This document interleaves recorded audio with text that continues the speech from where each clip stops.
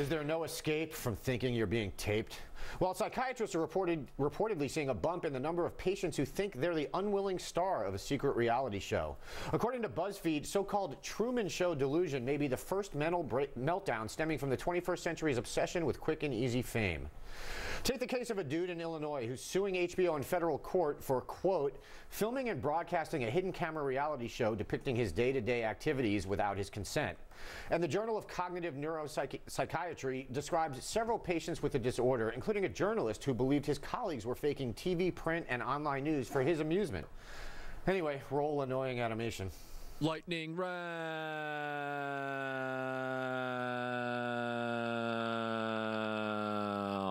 Lightning round. Buried in my head. Just die.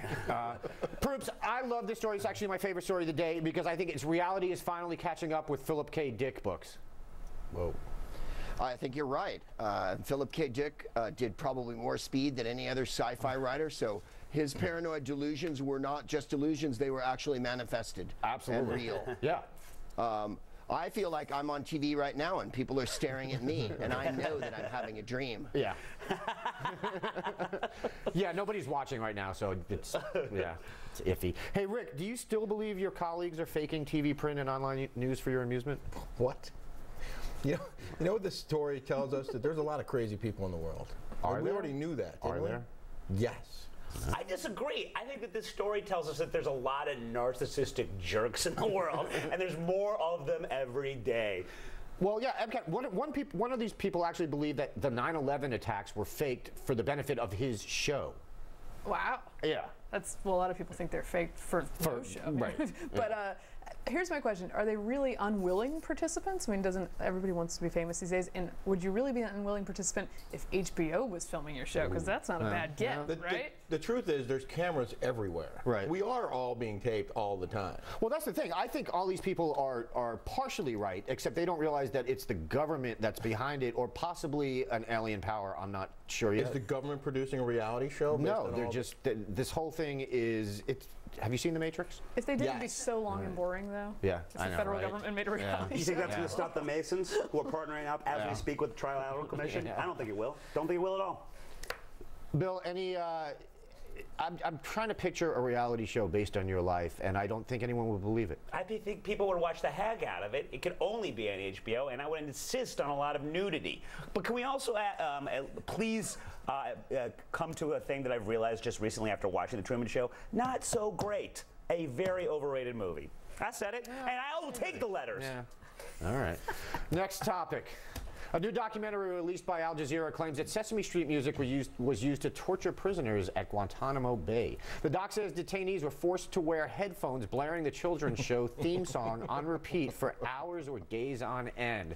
Previous reports had noted that heavier tunes such as Metallica and AC/DC were used to torture inmates. Proops, what would torture you more, Metallica or Sesame Street theme over and over? Let me answer your question with something funny. First of all, if you've ever been a babysitter, having to listen to the Sesame Street theme once is enough. If it's good enough to torture American children, it's good enough to torture terrorists. Secondly, if you're high, AC/DC's not torture, it's awesome.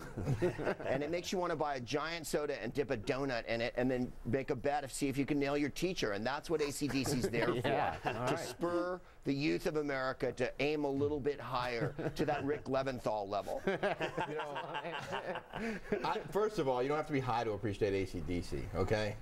They're awesome. It helps. Yes, you do, Rick. I disagree. Okay, well, that's your reality. It's the short page. But I say Barney. The Barney song would be my hell. Really? Yes. All right. That Barney. Rick, why do you know the Barney song? Yeah, that's a little Like frightening. I got kids. They were young ones. That's true. Yeah. He's very long time religious ago. and hates dinosaurs.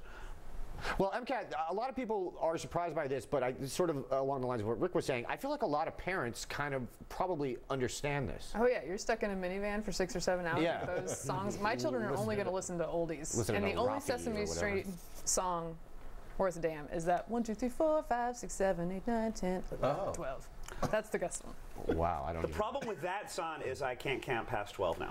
That is a problem, but well, it's Bill, limited in scope. Yeah, you only memorize so much. Shouldn't we have made the prisoners watch Sesame Street, and then they would love Elmo and not want to kill us? That's actually a good point. I think that they could learn a lot about togetherness, primary colors, all sorts of things. I would say that, just to go on what Proops was saying, I love watching Yo Gabba Gabba. But the preface is, if you're high, you watch Yo Gabba Gabba without a little something in your system, like we could give to these guys, you will go nuts. Let these prisoners not take drugs, watch Yo Gabba Gabba, and their ears will melt. That's what we do. All right. You weren't even listening. Nope. Time to take a break. But don't leave now. There's more stuff to talk about. Great outro.